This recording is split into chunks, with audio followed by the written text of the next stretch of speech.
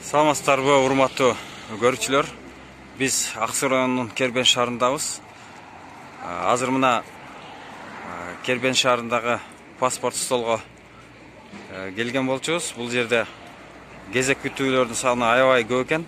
Бүгүн 6 сентябрь 2021 жыл. Азыр көрөбүз сиздер менен чогуу 29 son.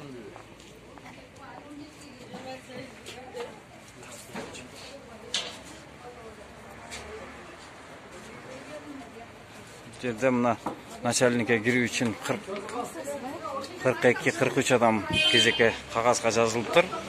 Паспорт тапшыруу үчүн 50ден ашуун адамдар бар экен.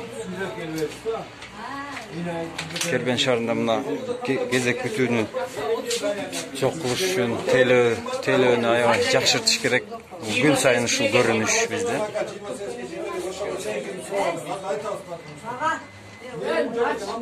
Начальник bir pasport. Nurjamal. Nurjamal. Anara. Kançadan beri turasыз? Kançadan beri кезекте турасыз? Saat 7'de gelmişsin. 7'den beri кезекте турасыз. Канчанчы кезегиңиz? 17. Начальник'e girişim gerek. Sana gelin bakalım. Onu menden giyinene de onu Bu neymiş? Yok topta. Kumrası işte duran dur takmış. Ya kuruklar. Yok. İşte surat kolu işte. Hormoş olmuş kıkır koydular. Hormoş var diken hormoş.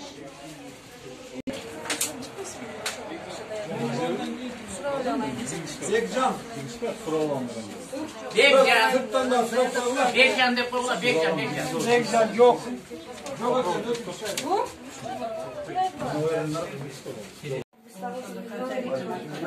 Çok münat ekiden geçtik test müddetinde az bir o. Sizler bu ölçület alganlar başka iş yok. 48 adam кезекте паспорт столду. Начальнигине кириш үчүн 41 адам жазылыптыр.